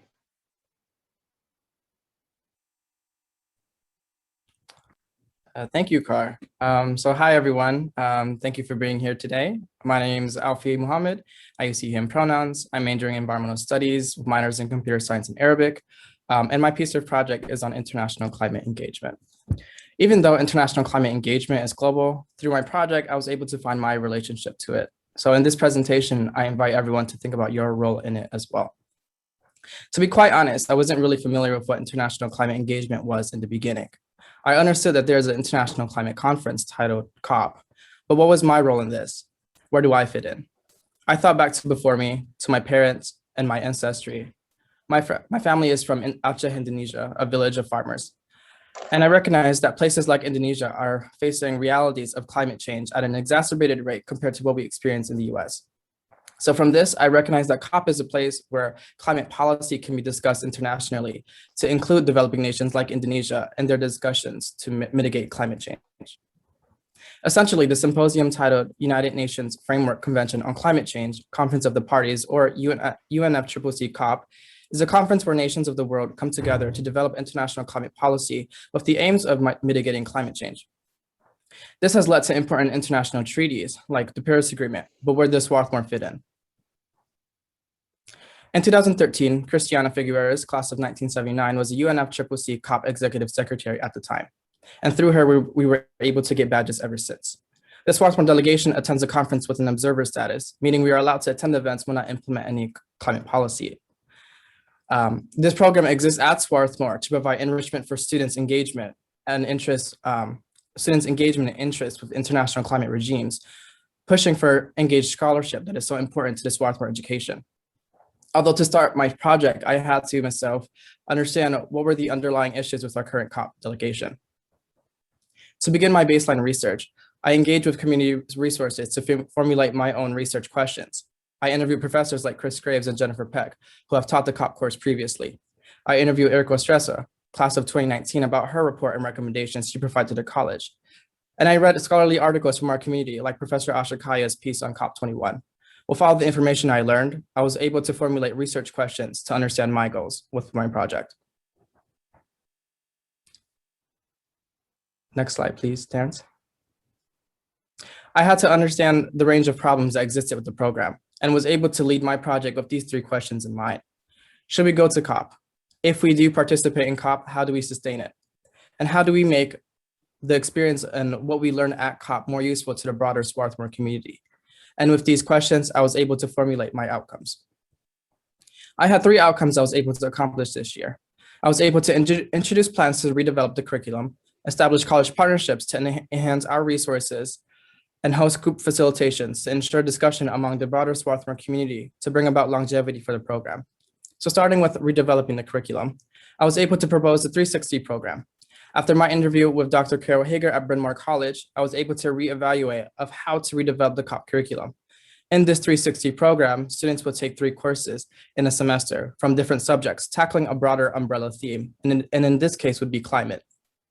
The courses would approach climate from different angles, but ultimately provide students with a holistic, intersectional, and diverse understanding of climate. The 4th course the student would take is the COP research course, where students would be able to formulate their own research topics and questions that they aim to tackle at the COP conference itself. My second outcome was my development of college partnerships. My mentors and I went into our college delegation meetings, recognizing that we wanted to achieve 3 goals with our partnerships. We wanted to be able to achieve, to share each other's resources, further connect our relationships, and be able to attend domestic climate conferences. Although with our interviews, we noticed that each delegation had some sort of cohesive recognition that a partnership would definitely be resourceful to their delegation. So we decided to broaden our scope of this outcome and develop a COP College Consortium. This consortium consists of the 6 institutions that we interviewed, working together regarding all of the goals that we mentioned to enhance our students' understanding and preparation before attending COP. With my third outcome, I was able to host several group facilitation discussions this year. Starting with the first facilitation, I was able to give a presentation and lead the Intro to Environmental Studies class. With this facilitation, I was able to develop more engagement with students talking about international climate regimes. I even had a student comment that they were not aware of Swarthmore's connection to COP prior to my presentation. My second discussion, I was able to facilitate conversation with alumni of the college who have been part of Swarthmore's delegation. With this facilitation, I was able to connect cohorts together to discuss their opinions of the program and where they think the program should go. With this, I was able to grasp a better understanding of where the future of the project can go to ensure longevity. And lastly, my last facilitation I will hold in the upcoming summer in a collaboration with Pomona College.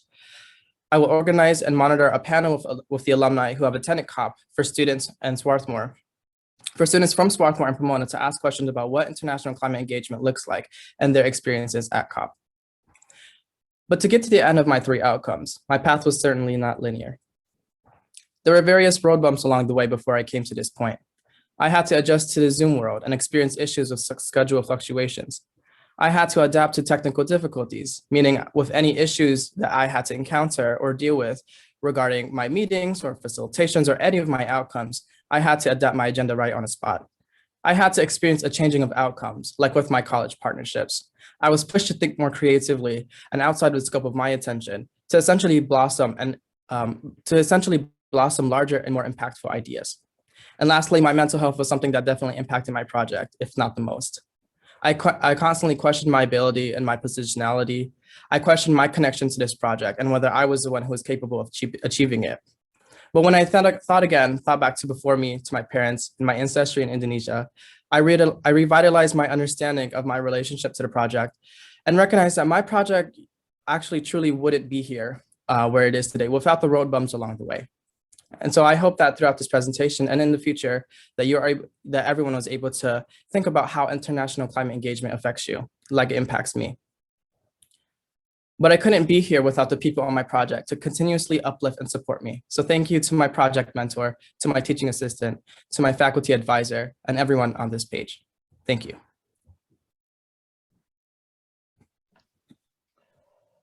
Fantastic. Thank you so much, Alfie. Next up is Colin, who's going to talk broadly about sustainability in the curriculum. Colin? Hi, everyone. My name is Colin Donahue, and I will be presenting my project on infusing sustainability into the curriculum. So you might be asking, why does sustainability education matter?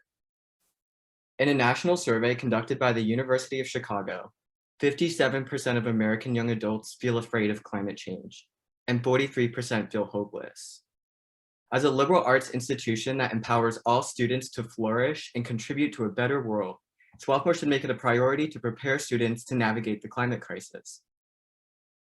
Surprisingly, the majority of academic courses at Swarthmore do not address the topic of sustainability, and the environmental studies program is not a department, meaning it lacks resources and attention.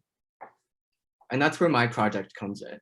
One of the goals of this project was to strengthen the environmental studies program by benchmarking the curriculum against peer institutions to see if we were following best practices.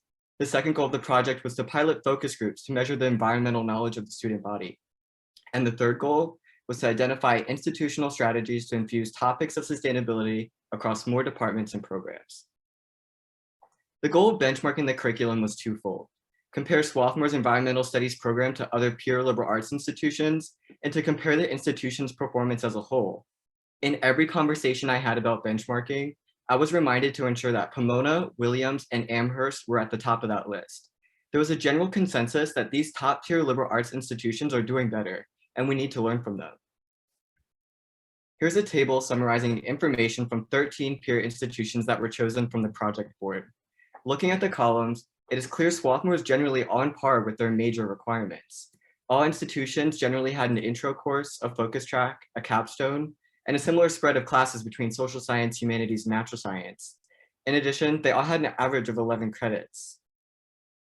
Surprisingly, when looking at data from the Association for the Advancement of Sustainability in Higher Education, also known as ASHE, the 3 institutions everyone and their mom was reminding me to put at the top of my list, Pomona, Amherst, and Williams, were either performing the same or worse than Swarthmore. Looking at the last column in the table, only 7.96% of courses at Swarthmore have sustainability content, but many of our highly regarded peer institutions have even less. This was surprising to me because that's when I realized Swarthmore consistently compares themselves to top-tier liberal arts institutions, but we get so caught up in reputations that we forget to dig deeper. And that was the first lesson I learned as a PSRF. There's often a standard or reputation that we want to measure up to when comparing ourselves to others, but sometimes that standard isn't what truly matters. Swarthmore is getting lost, focusing on metrics of comparisons to figure out who's the best of the best, but we're forgetting what truly matters, the students. I keep coming back to these statistics of 57% of young adults being afraid of climate change and 43% feeling hopeless. And I saw this in our own Swarthmore community. After completing 3 focus groups that aim to measure the environmental knowledge of the student body, I learned something more important than I initially sought out to explore. Students want to know more about sustainability because they are scared and they want Swarthmore to be involved. Common topics that consistently came up are how is Swarthmore contributing to environmental justice, how to deal with climate anxiety, and how to identify credible climate information in the news and media. So what can Swarthmore do better? To find solutions, we also need to include institutions that Swarthmore normally wouldn't put on a pedestal. Here's a table of institutions and their performance with regards to sustainability education and the percentage of courses that have sustainability offerings. Swarthmore is not performing very well, but you can see schools like Middlebury, Bowdoin, and the University of Washington, Seattle have greater percents of sustainability content in their coursework. So what are these institutions doing differently? Many institutions have a clearly mapped major focus track in a designated topic area for environmental studies students to choose from. This is something that I would recommend Swarthmore to do in the future. As Swarthmore's environmental studies program grows, it will be really important to increase the number of sustainability course offerings and develop focus tracks as individual advising resources become more limited. But the question still remains, how do we increase the number of sustainability courses? One strategy I found was that many institutions use faculty affiliates programs to help increase the number of professors associated with the program and the number of courses with sustainability content that are offered at the institution. This allows professors to teach topics in sustainability without requiring a large time commitment from the environmental studies program. This program would also prevent the issue of stepping on other professors' toes, where some professors feel unwelcome to teach certain topics in sustainability because it might be covered in another course at Swarthmore. In addition, some institutions have created a sustainability designation that gets attached to a course in the registration system. This designation is a source of acknowledgement and incentivizes professors to teach sustainability-infused courses and for students to take them. As the new registrar comes in next year, I would recommend the next PSRF to start conversations about a sustainability designation. Another strategy that many institutions use is that they put an emphasis on professional skills development, internships, careers in sustainability, and alumni networking. Simply put, if you want to increase the demand for sustainability courses, you have to show students career paths in sustainability that they didn't know existed. I would advise that the Office of Sustainability create stronger relationships with career services as a strategy to encourage students to make connections between sustainability, their studies, and their postgraduate careers. Now, I just wanted to take a moment to reflect on my experience as a PSRF. So this year was kind of like a slap in the face. This pandemic brought a variety of challenges, and I would have never expected to be in a program that relies heavily on facilitating conversations when we physically cannot be together. But what I learned from all of this is that students and faculty genuinely care about sustainability, and Swarthmore is eager to have these conversations. Looking back on this year, I've never felt more connected to people that I've never met in person.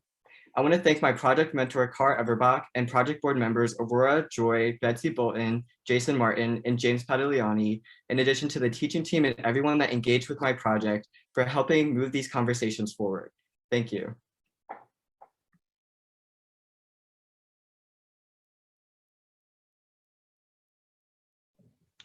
Thank you so much, Colin. Talk about professional skills development and the students doing this work. Lastly, we'll end with this block with Chelsea Semper talking about Crum Woods. Chelsea? Thank you for that introduction, Car. Hello, everyone, and thank you for coming today. My name is Chelsea Semper, and I've been working as the Crum Woods PSRF this past year. So I have a confession. I love the woods. My adoration and borderline obsession started young and has brought me very literally around the world.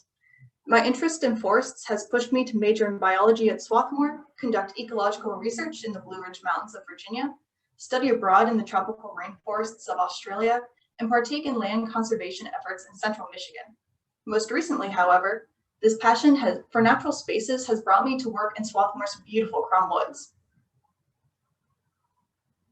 The Crum Woods is an invaluable asset to Swarthmore College, used for educational and research purposes, recreation, and as a place to socialize and relax. The CRUM is integral to the college and surrounding community.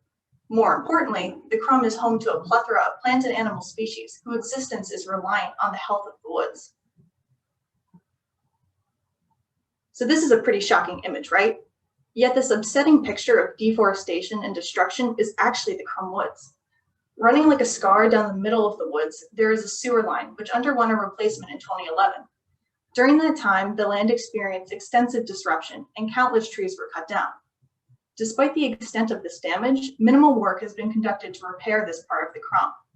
Beyond being aesthetically unattractive, this disruption has had severe ecological impacts, such as causing habitat loss, biodiversity loss, increased presence of invasive plants, and stream bank erosion, among other negative effects. All of these aspects brought me to my main project goal, the restoration of the sewer line right-of-way through the replanting of native flora in order to reestablish critical habitats for the ecological conservation and benefit of the CRUM woods. The lack of restoration work done in 2011 is an example of improper land stewardship, as even a decade later, the CRUM has not healed from this major wound. Hence, my project aims to rewrite this mistreatment of the woods. Restoring this area of the CRUM will have positive ecological impacts, such as promoting habitat creation, increasing biodiversity, improving stream health, decreasing forest fragmentation, and overall ensuring that the CRUM woods will be a thriving natural area for many years to come. Enter part one of my project, creating a restoration plan for the right-of-way. Creating this plan will inform the college how to successfully restore this area and ensure that the woods are protected and kept ecologically healthy. The orange line in this image represents where the right-of-way runs through the CRUM woods. With a lot of ground to cover, quite literally, I began by splitting the right-of-way into these management units and determined how each of them could best be restored. I created these sections using ecological considerations, like pairing units 4A and 4B together due to their similar marshy ecosystem type. For other sections, like units 1, 2, and 3, I used geographical considerations, such as where the sewer line crosses the CRUM Creek. As a whole, this restoration work has had 3 major outputs. Throughout the fall, I collected data on the various units of the right-of-way and analyzed them for their ecological properties, such as ecosystem type, hydrology, sunlight exposure, and acreage. I also identified their restoration needs, like meadow creation, stream bank stabilization, and where to plant herbaceous and woody species. I compiled this information to create a comprehensive right-of-way restoration plan that details how to take this project over a 3-year period. This restoration plan includes sections explaining the ecological data of each unit, a recommended project timeline and rationale, and planting information, including recommended species lists and seed mixes, tree protection strategies, and planting formations. The plan also contains an invasive species treatment strategy and a maintenance and monitoring plan for other restoration ecology resources. Lastly, I created an extensive budget document that estimates the total cost of the project and accounts for supplies, land prep, installation, and maintenance costs. As an extension of this work, I was able to accomplish my second major output and host a tree planting event over spring break. In a year where COVID has limited the ability to host in-person events, this perceived barrier actually became one of our biggest assets when planning the tree planting. Despite COVID restrictions, we were able to host the tree planting due to it being an outdoor event. As one of the few in-person activities being offered during spring break, the event was extremely popular among students, and we experienced the highest turnout rate of any tree planting in recent history. With 75 participants attending, we planted over 700 bare root trees and live stakes. We conducted this planting in an area of the CRUM that is unique due to its wet and marshy ecosystem type. And because of this, we planted a lot of wet-loving species and live stakes along the stream bank, which will help with stabilization. We also planted many of the bare root species along the hillside, which will help to build up the interior forest edge. In this way, the planting was an ecological success that will hopefully transform the space in the coming years with the growth of these new trees. In addition, the event was also a success in terms of student enjoyment. Upon receiving feedback from participants of the event, I heard some very promising results. 2 thumbs up. Students said that they had a great time at the planting and learned a lot about the Crum Woods on the guided, informative nature walks that were led by grounds crew and arboretum staff. Overall, the event excelled in terms of participant enjoyment, informing how to conduct future plantings, and as a first step in completing this right-of-way restoration. To wrap up, there are countless takeaways I've learned this past year, but below are 2 of the most critical ones. For one, restoration isn't as easy as putting plants in the ground. There are many elements that have to be taken into careful consideration for it to be successful and effective, and I came to deeply respect this intricate process of working in union with the ecosystem you are attempting to restore. Secondly, it is important for our campus to learn how to respectfully utilize this amazing resource, and I am hopeful that events like the tree planting demonstrate how Swarthmore community members can be engaged stewards of the Crum. In terms of personal reflections from this past year, I find this quote embodies the most important ones. The quote reads, "Someone is sitting in the shade today because someone planted a tree a long time ago." Of course, I can point to how this process has helped improve my organizational and leadership skills alongside my self-confidence. It has helped my interest in restoration ecology flourish, and in many ways helped to deepen my love for the Crum Woods and spiritual connection to natural spaces. The greatest takeaway, however, is knowing that my small actions will have large impacts on the woods. I hope that someone in the future is sitting under a tree in the Crum, enjoying the simple pleasure of its beauty because of the work I put in this year, creating the restoration plan and encouraging others to cherish and appreciate the woods with me. Even the oldest, grandest trees start as a small seed, so I hope my efforts have helped to begin the germination process. I can't wait to see what growth happens next. And of course, none of this work could have been done without the tireless help of all the people listed here and many, many more. Thank you all for assisting me in this journey, and thank you all for attending. And finally, one last recommendation. Go take a hike. Thank you so much, Chelsea. If all education is environmental education, as David Orr said, this has been a wonderful opportunity to overview the ways in which the PSRFs are both learning from and contributing to the educational outcomes at Swarthmore College. I'd like to now hand off to Chloe to handle the Q&A for this group. Thank you, Chloe. Thank you so much, Car, and thank you again to our 3 last but not least student presenters for today. So we will jump right into questions, and the first one here is for Alfie from Carol Nakanoff. So the question is, what do you think are the most promising ways to make COP participation, A, more sustainable, and B, more beneficial for the rest of campus? Definitely, thank you. And thank you, Carol, for the question. There are several ways that we've been discussing of trying to make COP participation more sustainable and beneficial. But to address the first half of the question, we've been in works of trying to develop the future of the program up after my project. And so in the fall, we've been planning to partner with the Global Studies Department and work with Professor Ashokaya to continue engagement and to try to ensure longevity in the program. But in the midst of that, we're also in constant contact with alumni of the college and other different committees to be able to try to fulfill the discussion of making the program more sustainable. But I think that also addresses to another point of sustainability in terms of conservation. And so we recognize that COP does have a carbon barrier in traveling internationally, but we are working to carbon offset the COP travel itself. And secondly, we've been also working in trying to make COP more beneficial to the rest of the campus. And so there have been a lot of discussions of how to strategically have students truly be engaged compared to our engagement in the past. And through through smaller details within my outcomes. For example, the 360 program, if we were to make all the classes open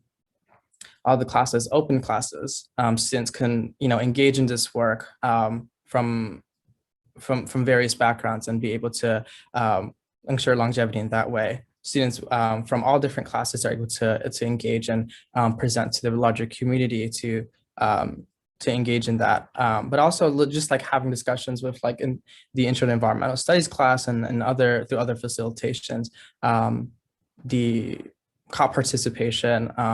We were trying to make it more beneficial for the rest of the campus to engage. Wonderful. Thank you so much, Alfie. The next question is for you, Colin. So this question comes from Ethan Landis, and he wanted to let you know that this was a wonderful presentation, and he has a question about the Career Development Department connections to sustainable careers. So he had an idea of a Zoom roundtable with alumni who are active and interested in this broad field as a potential continuation of the project. And whether this is something that in the future could potentially be organized with the goal of learning more about what Swarthmore is doing to become carbon neutral, and maybe how alumni can help get the college there. So if you have any thoughts or ideas on that. Yeah, thank you for sharing. And I think this is a great idea. Initially, I was thinking that Swarthmore Career Services could host alumni panels or add a sustainability section to Handshake, which is a platform many students find internships on. But I think an alumni panel where there could be a conversation about how alumni can help students and the college fulfill their mission would be really helpful. Especially from this year, I learned that alumni do want to get involved, and the more we can make connections with alumni, in my opinion, the better.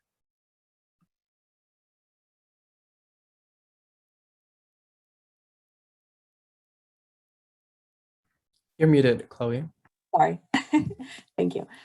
So Chelsea, the next question is for you, but in a way this actually ties into Colin's presentation. So I'm curious to hear about this. So this is from Nancy Holland. And she, oh, I'm sorry, this comes from Jeff Jabko.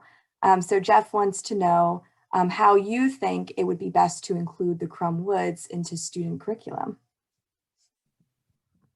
A really great question, and one that we've talked about several times over the course of the year. And a goal would be to increase the accessibility of Crum Woods to professors, or just at least make it known to them that they can partner with various people in the grounds crew or through the Arboretum to do work in the Crum. An idea that we've had, for example, is doing something like class tree plantings, where a professor could reach out to somebody in grounds and they could acquire the supplies. And as you know, one of the class meetings for that semester could be just to go out into the Crum and plant some trees, or conduct a nature walk with Sue McLean from the Arboretum. One of our goals going forward would be able to increase communication between those various departments and just have professors know that that's an option. So if they want to structure their curriculums in a way where the Crum can be more involved, there's lots of resources on our side that we have that can support that. Wonderful, thank you so much. We do still have some questions in the chat. So students, I'm going to say to make sure that you take a look at that and get back to our audience before the end of today. And I would really like to thank all of you for your presentations and thank our audience members for being so engaged and for your wonderful thought-provoking questions today. So with that, I am going to be handing things over to Aurora for our closing remarks. Thanks, everyone. Hello again, everyone. Great job, students. It's just so remarkable to hear what you have to share every year. Everyone on the teaching team is so proud of our students for everything that they've done this past year. It's been a difficult period in so many different ways. When we began this year, which of course has been unlike any other, we did not know what this year would bring. And I am incredibly grateful and proud to be standing here as we close this year. and we see just how much was accomplished.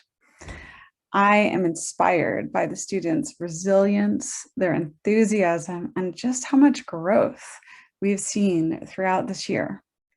So I'd like to wrap up today's event with some gratitude and also to share with you what I hope is some helpful information.